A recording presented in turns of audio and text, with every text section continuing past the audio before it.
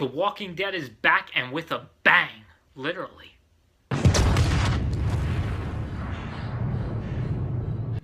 So the episode opens up with Father Gabriel loading up all the group's food and supplies into a truck and driving off to God only knows where. After a quick commercial break, we see Rick and the others trying to convince Gregory to go to war with Negan and the Saviors, but him being too much of a coward decides not to. The group leaves furious with Gregory, and I believe Rosita refers to him as a walking ballsack.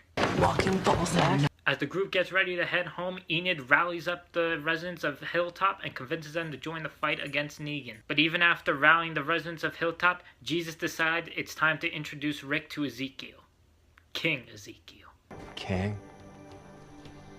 The group arrives at the kingdom where they are reunited with Morgan. Clear. Morgan informs Rick and Daryl that Carol is gone, much to Daryl's dismay. The group enters Ezekiel's throne room where Rick, Daryl, and the others meet him and Shiva. Oh, right, I forgot to mention. Yeah, Tiger.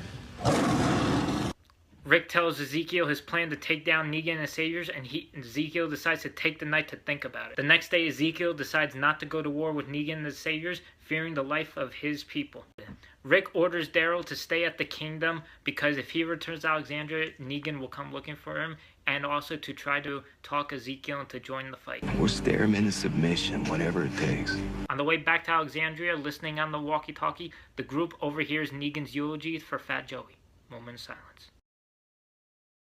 Discover a rig of explosives set to go off in order to take out a massive herd heading towards the sanctuary. Rick, however, seizes the opportunity and takes the explosives after Rosita disables them. Surrounded by the dead, Rick and Michonne take 2 cars and mow down a sea of walkers in the most epic way.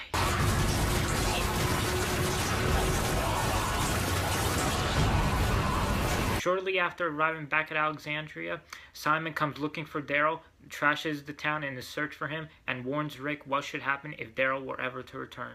After the Saviors leave, Aaron informs Rick that Father Gabriel has vanished. They track him to a dumpster where they are outnumbered and surrounded by what we have decided to dub the Dumpster Kids. After seeing this, Rick at the end of the episode smiles because he sees what can be his potential army to take down Negan.